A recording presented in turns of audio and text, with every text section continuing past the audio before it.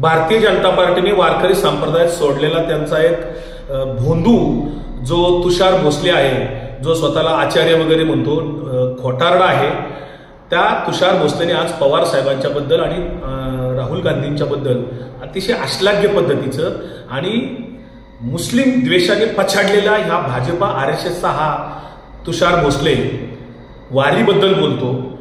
वारकरी आघाडी म्हणून भारतीय जनता पार्टीने त्याला तिथे पुरस्कृत केलेला आहे.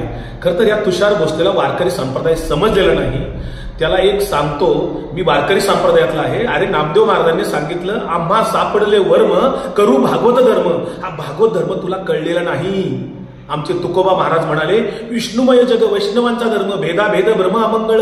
अरे पंढरीच्या वारीमध्ये कुणीही कुणाला जात विचारत नाही, धर्म विचारत नाही, कुठलाही भेदाभेद करत नाही. प्रत्येक जण एकमेकाला माऊली माऊली म्हणत असतो.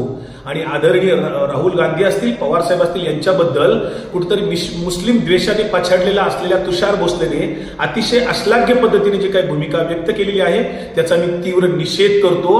आणि अशा माणसाला वारकरी संप्रदायात कुणी थारा देत नाही. तुषार भोसलेचं वारकरी संप्रदायामध्ये काही योगदान नाही. तो खरं तर स्मार्ट सनातन धर्माचा प्रचार प्रसार करतोय, जो मनुवादाने पछाडलेला आहे. मनुस्मृतीने प्रतिपादित केलेल्या स्मार्ट सनातन धर्माचा प्रचार प्रसार हा वारकरी संप्रदायात घुसून करतोय. कारण वारकरी संप्रदायाचा भागवत धर्म आहे.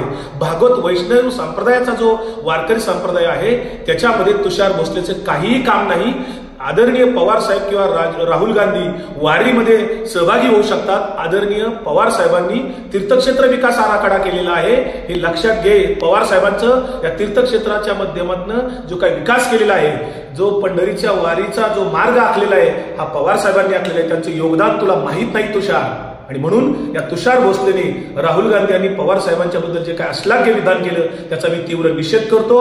कुठलाही वारकरी त्याच्या विधानाशी सहमत नाही. वारकरी हा सर्वसमावेशक आहे. वारकऱ्यामध्ये कुठलाही भेदाभेद नसतो.